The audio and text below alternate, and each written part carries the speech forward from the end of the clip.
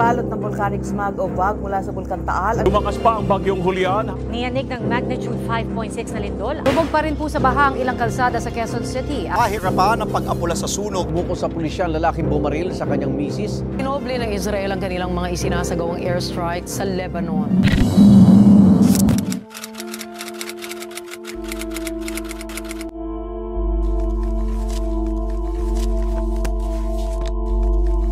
Ito na yung mga inaabangan ng maraming nag-request na prediction 2025. So, ito na, nagawa ko na kasi nga ito, hindi ko agad ito na-upload kasi last year mas maaga. Ngayon, medyo late konti kasi nga lumabas dun sa vision ko, mga ganong date. So, ganong date ko rin nagawa. So, ano ba ang taong 2025? Okay, ang taong 2025 ay tinatawag ko siyang 2025 is the biblical awakening. Okay? Ito yung the year of biblical of awakening. So, ibig sabihin, yung mga nangyayari sa Biblia, sa history noon, ay mauulit sa ngayon. So, explain natin nangyayari naman yung ibang nakasulat sa Biblia sa mga normal na tao na tulad natin, pero sa ibang anggulo. Pero ito kasi, itong 2025, much more siya nakapokus na talaga doon sa hamon ng kalikasan. Merong mga himala, merong sakit na makumpara mo siya nung sinauna. Okay? Yung pangyayaring halimbawa, di ba yung nag-post ako about kay Moises na sabi ko na magkukulay pula yung dagat, na which is hindi naman kayo naniwala, di ba? Mostly nag-comment sa inyo, ano yun, Moises, gano'n. Pero nangyari. So, yun pala yung starting. Itong taong 2025, matatawag ko talaga siya ng year of the biblical year of awakening. Kasi bakit? Nangyayari kasi lahat kung ano nakasaad sa Biblia. Okay? Tayong mga tao ngayon, mga milenyo, wala nang pakialam, hindi natin alam yung pag-na-rider, pag-taxi, di ba part na nangyari yan noon. Nangyayari naman sa mga normal natin tao ngayon, pero ngayon na taon kasi, 2025, talagang ipamukha na ng Diyos sa atin yan. Talagang masasabi mo sa sarili mo na, ano ba, katapusan na ba ng mundo? Ano ba, parang isang bagay, na halimbawa, magbigyan ko siya ng example lang. Kasi tayong mga tao, magtanim tayo ng isang mansanas. Tumutubo siya. Di ba, kahit na alam natin na mansanas yan, minsan yung iba, para bang binabaliwala nila yung kahalagahan ng bunga. Ngayon kasi, taong 2025, talagang ipapakita ng Diyos sa'yo kung ano yung nangyari before, kung gaano siya kapangyarihan, kung baga ipapakita sa buong katauhan na mayroong Diyos. Basta itong taon na to, 2025, maraming himala, maraming milagro, maraming pagbabago na mangyayari. Lalo na yung hamon ng kalikasan. Talagang magtaka ka, mag-isip ka kahit yung sakit na nangyari noon ay makikita mo sa anggulo ngayon. So, itong taong 2025 is the biblical year of awakening. So, handa na kayo. Umpisahan natin muna to sa lalo na yung pagbabago sa tubig, apoy. Kasi di ba may last prediction, mas higher ang earthquake, mas higher ang ganito. Ito ngayon lahat na. Okay? Parang ini-expect ko na maging less, naging worse. Pero, ito yung taon na kung saan ang Diyos mismo ay kakatok na sa harapan mo. Para sabihin sa'yo na kahit gaano ka pa kayaman, mahirap, may pira ka man, pagdating sa Kanya, pag nawala ka sa mundo, wala kang dadalhin na kahit na ano. Kaya nga, naniwala ako sa kasabihan na tayong mga tao dumaan lang tayo sa mundong ito. Lahat ng meron tayo hindi natin madadala sa hukay. Hindi mo naman kailangan maging perfecto. Gumawa ka lang ng tama sa kapwa mo. Respeto, yun lang po yun eh.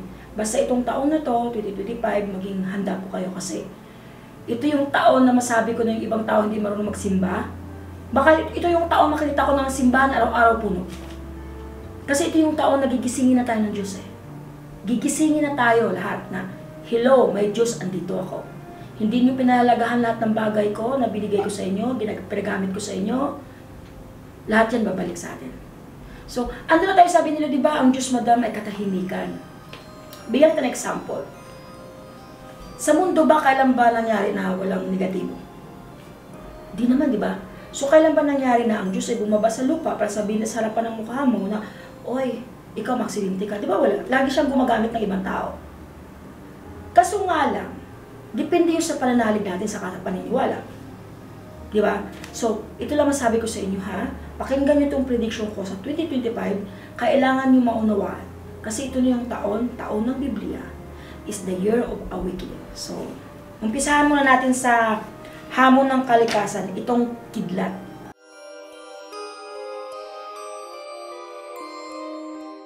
Kung mapapansin mo yung kidlat natin, di ba, pag mag-spark yan, konti lang. Parang ito lang yung space, pag natamaan ka, hindi siya kumalat. Itong kidlat 2025, iba. Once na tumama siya sa'yo, sa lupa, or either sa bubong, apoy ang dala niya. Pero yung pagtama pa naman niya, alam mo yung lubid na mahaba. Nakita mo yung lubid na mahaba na parang may apoy, na pag hinampas mo siya, bumabakat yung guhit na sobrang haba. Halimbawa, mostly pa naman mostly itong kidlat na to, mostly nangyayari sa China. Nakita ko sa vision ko yan na once na matamaan yung bubong ng bahay mo, sunog yun. Iba po ang kidlat ng dala ng taong 2025 kasi may kasamang apoy. Kikidlat siya, hindi pwede na, di ba minsan pag nagkidlat sa atin, kidlat lang. Pag may natamaan, wala, kunting usok lang. Ito hindi ho. Mag-iwan ito ng napakahabang bakas. Tapos yung kidlat pa naman na mangyari sa taong 2025 ay hindi po maliit. Puro malalaki Hindi lang naman sa atin to hindi lang sa atin to mangyari pati sa ibang bansa Yung bubong ng bahay, mostly kasi tumaas ang bilang ng sunog sa taong 2025. Pero ang problema kasi yung hamon ng kalikasan, nagdala din ng apoy. Kasi sabi sa vision ko lumalabas lahat puro kidlat hindi siya ordinaryong kidlat lang. Ito yung kidlat na masabi mo na first time in the history nangyayari. Yung, alam mo yung pagtama talaga niya, parang kaya niyang, yung bakas niya mag-iwan ng sobrang haba. Talagang makita mo yung guhit niya. Na kung sino matamaan talaga yun, hindi talaga mabubuhay. Although naman marami naman nagsabi, pag natamaan ng kidlat, talagang namamatay. Pero ito kasi, hindi lang buhay ang dinadali dito, pati yung bahay natin, pati taniman natin. Okay? Dapat yung mga patay na dahon, uulitin ko, alisin nyo talaga yan. Mostly, maraming bahay na susunog ng dahil sa kidlat. Sa ibang bansa, much more nakakapansin sa China. Kasi ang daming kidlat na tumama doon sa mga kabahayan, pero nasunog. Kaso lang kasi, kung meron silang ilalagay sa bubong nila, kasama nila na pag tumama ang kidlat, hindi masusunog. Pero sa lahat ng matamaan nun, talagang masusunog. Especially dito sa Pilipinas. Sasabihin nyo talaga na kidlat lang nag-umpisa tapos umapoy na lahat. So maging maingat po tayo Sunod naman natin yung tornado.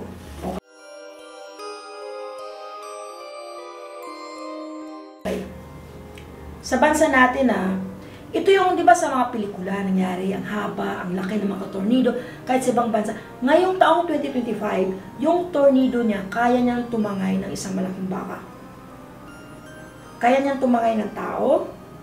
Ang problema pa lamang dito sa tornado na to, walang pinipiling panahon. Umulan o bumagyo, magka-tornado. Ang tornado nito is, basta kaya niyang humagip ng isang tao, kaya niyang sumira ng isang bahay. Hindi siya maliliit na tornado. Kumbaga, alam mo minsan nangyari, madam, napanood namin sa pelikula yung mga ganyan-ganyan. Malapit lang tayo doon. Kung sa 100%, nasa 80% tayo.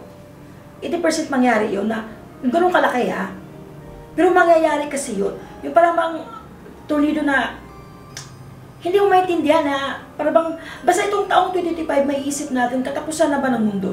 Kasi bakit ang titindi, ang titindi ng galit ng kalikasan sa atin?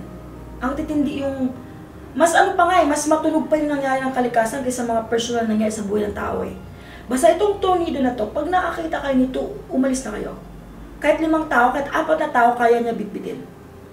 Alam Muslim naman, yung iba naman, makakunti lang sa mga tao na pag napanood yung prediction ko, hindi yun mangyayari, malabo yung mangyayari, pero nangyayari.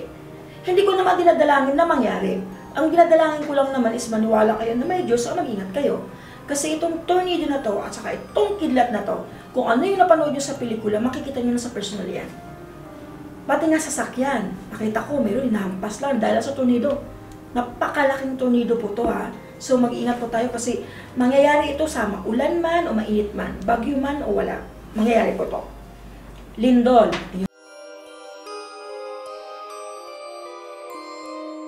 Na, pag-usapan natin yung lindol. Ayan. Kung napapansin yung the big one na post ko, di ba may binanggit akong mirror doon na mangyari yun sa ganun? Okay. Mangyayari talaga yan, the big one. Ni either ko kahit sino pang nakaupo dyan, mangyayari yan. Pero ako kasi sa vision ko, kasi yung nakita ko, yun ang binabanggit ko. Sa taong 2025, yung lindol, mapaparamdam na sa lahat ng sulok ng Pilipinas mayat maya. Bakit? Kasi malapit na tayo sa the big one. Okay? Ito na yung 2024, hindi masyado nagparamdam si lindol eh. Pero 2025 kasi, mayat-mayat na siya nagpaparamdam eh. Kakatapos lang, mayroon na naman. Kakatapos lang ng Luzon, tumitira na naman siya ng Mindoro, Masbate. Basta parang nagpapahinga na isang lugar, para siyang iniikot-ikot na pagyanig. Alam mo yun? Di ba sabi ko naman sa vision ko na once na maglakas ang lindol sa bansa na yan, sa atin kasi yung huling balda. Okay? Tayo yung huli kasi. Itong 2025, pag may mga bagay kayo ng mga pigirin, ibaba nyo lang siguro. O kaya lagyan nyo ng might, diba? Yung mga plato nyo, huwag nyo ilagay piso sa pinakamataas. Tapos pag naglindol kayo, dapat dapat nga, pero advice lang sa akin dapat sa isang bahay, maglagay kayo ng yung, huwag lang sa labas, alam mo yung tumutunog sa pintuan yung ganyan. Kaya yung may lata na may maingay siya pag mayroong lindol. Di ba sa mga probinsya na uso sa kanila na para malaman ko, madam, na may lindol, naglalagay ako ng takip ng bote ng sanmig, tapos nilagay ko sa lata para pag naglindol, tumutunog siya, nagigising sila. Itong 2025, hindi lang sa Luzon na. Kung ano yung nangyari, naranasan ng mga taga-Tacloban, last time is mauulit-ulit. Sa mga Tacloban, Leyte, pumunta po ako dyan, last time. Talagang sinusure ko rin na mangyari. Yung mangyayari po talaga sa inyo, ulit po yan. So, kailangan maging handa kayo. Okay? Yung iba na masyado nagpabaya sa lugar nila, I think it's time for you to gumawang gilas na kayo sa lugar niyo kasi kung anong naranasan yung nawala ng time na nag-undoy o lindol o nag-high tide, mauulit po ulit. So mga Tacloban, Leyte, meron pa akong nakitang kalsada na nabiyak talaga, not just in Luzon. Not just in Luzon, nangyari sa Pangasinan. Hindi ko na binanggit yung lahat ng lugar kung saan. Kung gawag nyo sabihin na ang lindol talaga, madam, is normal lang talaga mangyari yun. So, natin sabihin, normal lang yan, nandiyan naman talaga sa mapa yan, di mo ba nakikita sa Google yan? Wala po kasing ganun. Di naman kasi ako tumitingin talaga doon. Kung ano lang na pinapakita sa akin ng Diyos, yun sinasabi ko. Kaso nga lang, itong taong 2025 is nagmayat-mayat ang lindol eh. Maya-maya talaga siya, yung para bang nakakaba na, kasi yun na nga yung time napapasok na si The Big One. Kumbaga, palapit na si The Big One eh. At, ito pa, banggitin ko yung Taal. Napansin nyo si Taal, nag-eruption ngayon 2024. Like what I said na 2024 prediction, na si Taal magparamdam, pero hindi ganon. Pero sa taong 2025, si Taal ay sasabog na ng sobra na. Kumbaga, yun na yung pinakahuling buga niya.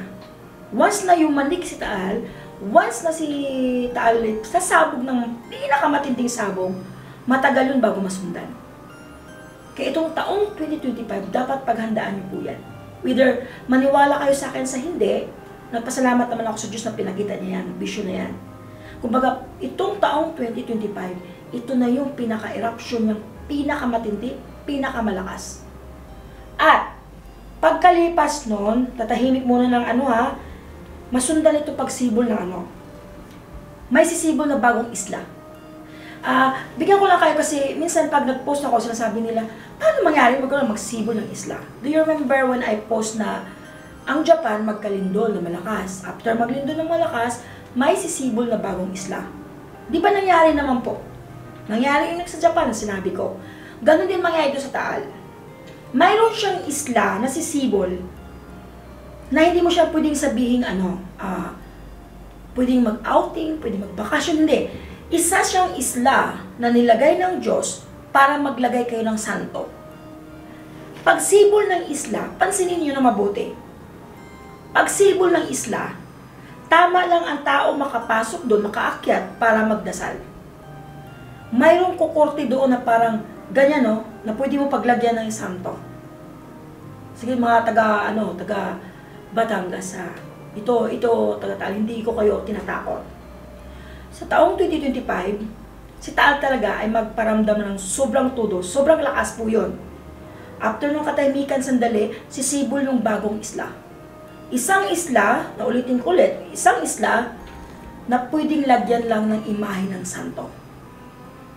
Doon sa isla na yon, para sa akin para kung ako naman yung may karapatan na maglagay ng santo doon, mas gusto ko na ilagay doon si San Roque.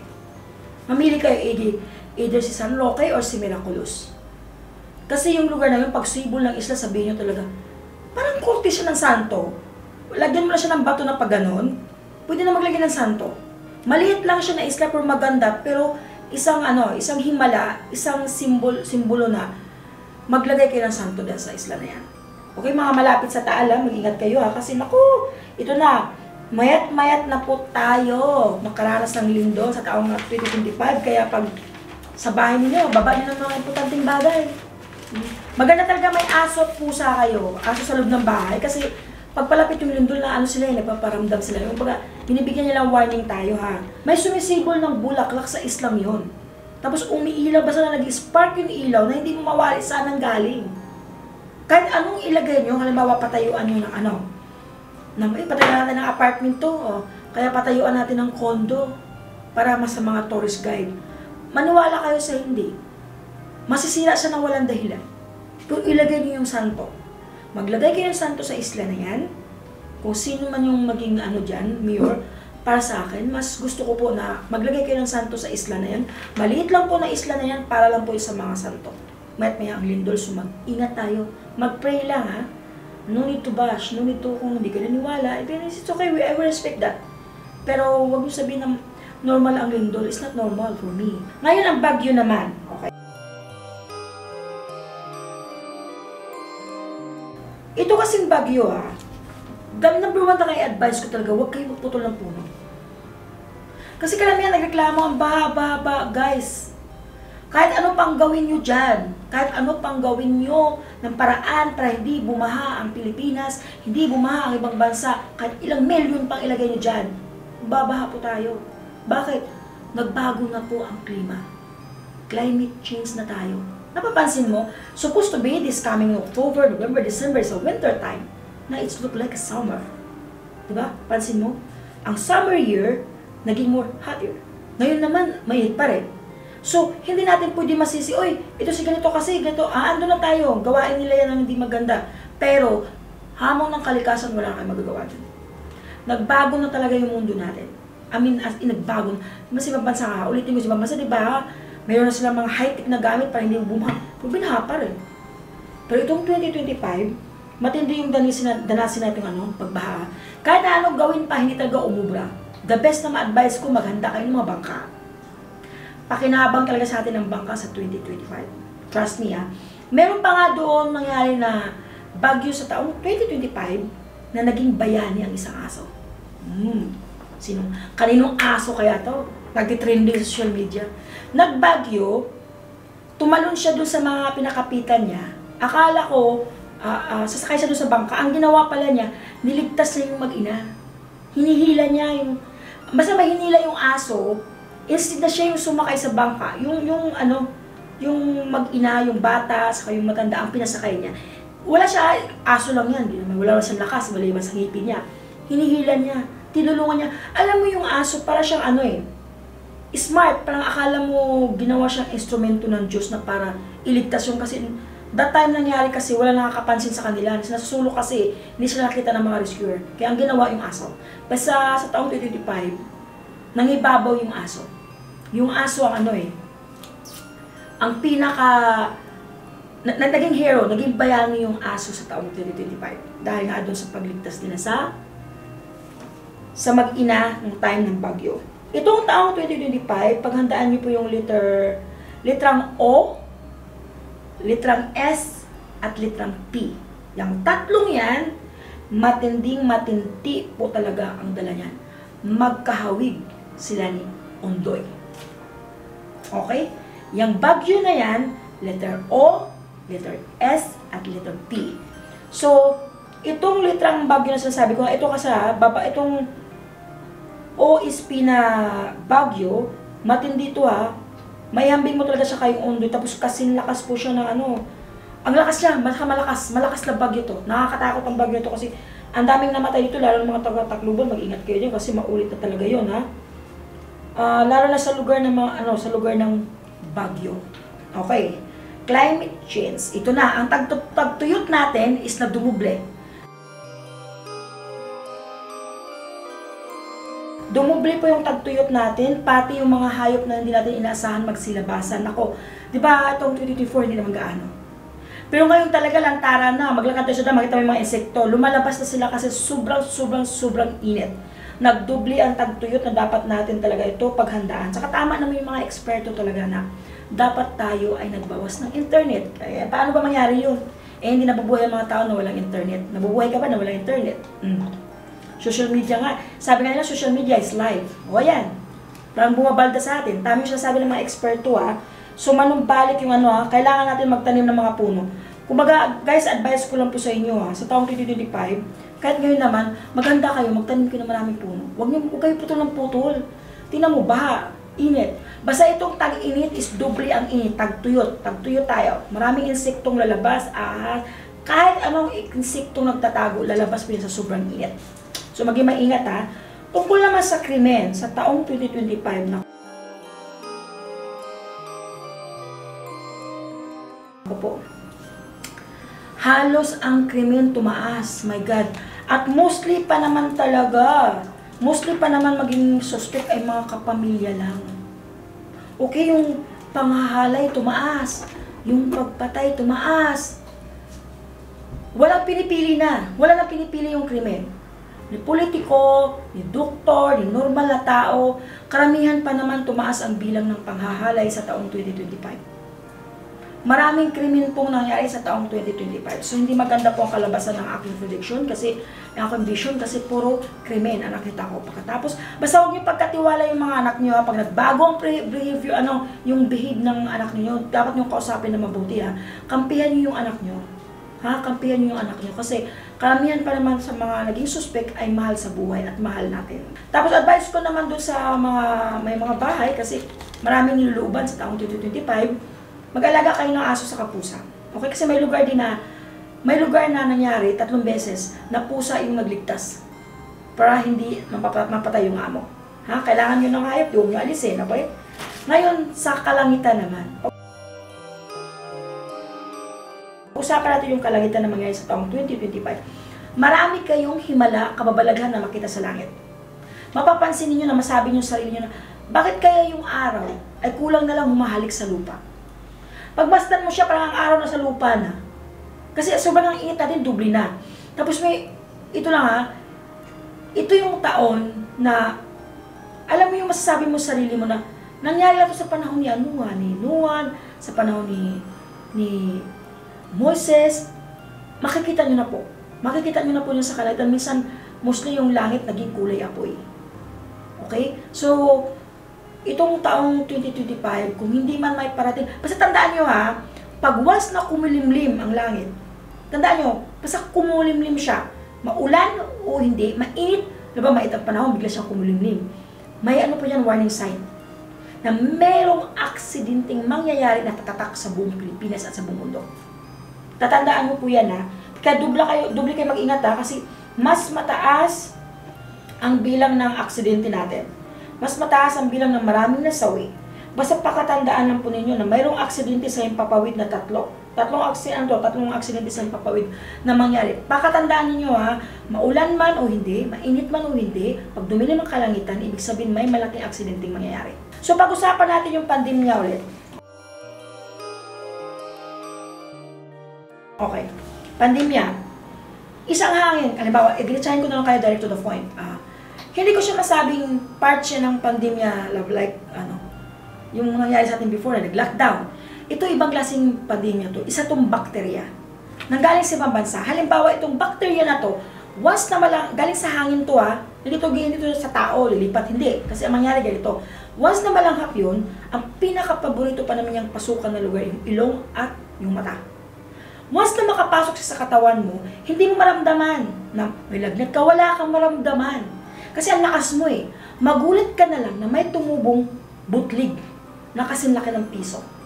Okay? Tutubo yan, tapos pag pumutok siya, yung dugo niya parang kulay itim. Gagamutin mo yun. Nagagamot naman siya, nagagamot. Kaso lang, itong sakit na to, itong bakterya na to, hindi siya transmitted. Kumbaga, hindi siya nahahawa. Kahit pa didikit ako sa kanya, tapos sabihin ko, ano yan? Hindi ako mahawaan. Kasi yung bakterya niya, naka-intact lang yan sa loob ng katawan niya. Nasa katawan lang talaga natin yan, hindi siya aalis. Kailangan mo lang makipaglaban sa kanya. Kasi pag once nagamot na to, lalagyan mo ng bindahe, tutubo naman ulit. Tutubo ulit. Pag lumampas ng 7 o 8 ang tumubo sa katawan mo, hukay ng kasunod mo dyan. O kasi matindi yung bakterya kinakain yan. Tapos pag putok pa naman niya, dalawa lang ang maging ano niyan. Either kulay itim ang dugo mo o either magkulay green. Okay? Nakakadiri, akala mo sumbik Basta ito itong bakterya na to pag pumasok sa katawan ay pwede natin makumpara to sa pandemya. Pero hindi siya nakakahawa sa tao. Kumbaga, mag-intak lang sa loob ng katawan mo, kailangan mo lang gamutin yan. May gamot naman po siya, kaso ng ang bilis. Ang dami ring namatay. Lalo na may mga sakit sa puso, lalo na may mga sakit sa dugo, Talagang inatake sila doon kasi matindi yung pagkalat ng bakterya. Pero hindi po siya nakakahawa. I-remind ko lang, hindi siya nakakahawa. Pero once na pumasok na to sa ilong mo, pumasok na sa mata mo, automatic na yan, may tutubong kasi laking bunting ng piso. Hindi mo masabing ano siya, hindi siya masabing chickenpox, hindi siya chickenpox. Talagang iba yung butlig niya, iba yung ano niya, para siyang, makikita mo yung mga ugat na lumalabas yun yung pandemya na dapat ninyong ingatan. Sa showbiz naman, pag-usapan natin yung showbiz, okay. Ang taong 2025 ay taong ng luha ng mga taga-showbiz. So, for the first time, nagsabi ako ng ganito. Kasi ito yung ito yung lumabas dito sa vision ko. Kumbaga, merong mga kilalang, may kilalang showbiz na napasama sila sa aksidente. Maraming fans na dito na nalulungkot. Tsaka may kasama ring director dito. Mga sikat pa naman to na mga showbiz kasi mayroong isang aksidente sa Himpapawid na napasama sila doon. Okay, mga kilalang personalidad po to. At marami pong sa taong 2025, maraming taga-showbiz na magpapaalam sa mundo natin. Okay? So, alam mo minsan yung aksidente sa Himpapawid, minsan wala po sa engine ang problema, kundi sa klima. Yung nagbago lang talaga yung mundo, alam mo yung dadaan yung plano mo, tapos biglang dadaan yung pinakamahabang guhit ng kidlat. Yun ibig sabihin, pag kidlat niya, talagang kaya niyang hatiin yung plano. So ito yung, isa to sa mga reason kung bakit nagkaroon ng aksidente sa Himpapawid, 3 pa naman. Maraming sa eroplanong aksidente na yun, may mga makilalang personalidad na masawi. May mga sakit din naman, meron din ako nakita aksidente at karamdaman. Nakakalungkot lang dito kasi may dalawa ako nakitang veterano yung isa hindi. At tinapos yung kumbaga nag-suicide. Na-depress sila, na-stress. Nakakala mo sa harapan ng kamera, okay sila pero hindi. Talagang may isang young star dito na tinapos yung buhay niya dahil sa stress, sa ka-depression niya na sinusulo niya lang. At ganun din yung isang veterano na So, pakatandaan lang po natin na yung buhay natin, alam mo, yung hiram lang yung buhay natin Hindi natin ito pagmamayari, so, wala naman pong masama na Dapat siguro para maiwasan yung depression sa stress, kailangan maging open tayo sa pamilya natin. Communication ang kailangan natin doon. Huwag natin ng sarili, kahit kaibigan, kung feeling natin na hindi tayo makahinga, din magsimba po kayo, punta kayo kay Father. Mag-communicate, kumbaga, doon mo ilabas kay Father yung mga stress mo, problema mo, kung kayo tinatakot, pinaalala ko lang po sa inyo yan. Na may Diyos tayo, bakit tayo manalangin, kasi sa Himala, wala naman po imposible. Ngayon sa mga OFW naman, ito naman, tumaas ang bilang ng mga nasawi. Biro mo 2024, nag-relax lang konti. Ito naman, bumalik na naman yung 2022 sa 2023, pinagsama sa 2024. Maraming OFW na biktima ng krimen. At meron dito na, Diyos ko day, OFW ito, sinunog yung katawan niya. Sinunog siyang buhay. O, di ba? Napahamak. Diyos ko, minsan marunong tayo magkontento sa bagay na nung meron tayo. Diyos ko, na kayo maghangad. Kung meron na kayong habibi sa Pilipinas, tama na yun, enough na yun. Diyos ko, kaya tuloy yun, sinunog kayong buhay. Tapos ito pa namang taong 2025 is taon ng pagtraidor.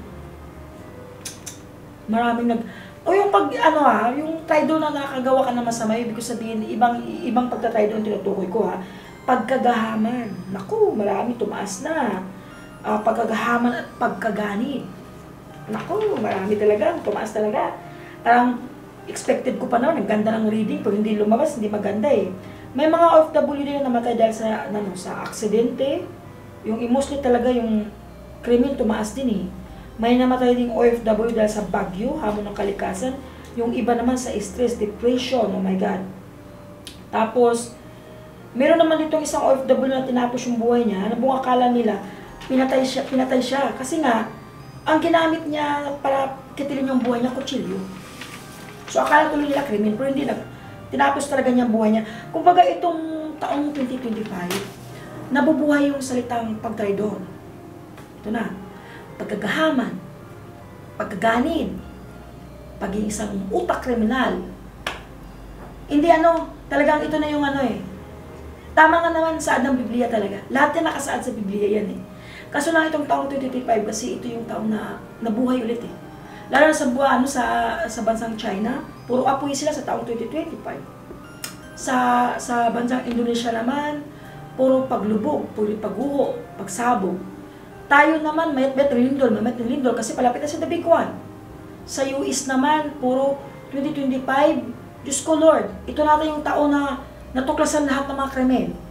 Sa ibang bansa, sa US, puro krimen ang patok na balita sa kanila. Sa atin naman yung himala, yung pagbago ng kalikasan, pero yung pagiging ganid, pagiging sakim, pagiging traidor, Tsaka advice ko sa inyo, sa taong 2025, huwag kayong magpautang.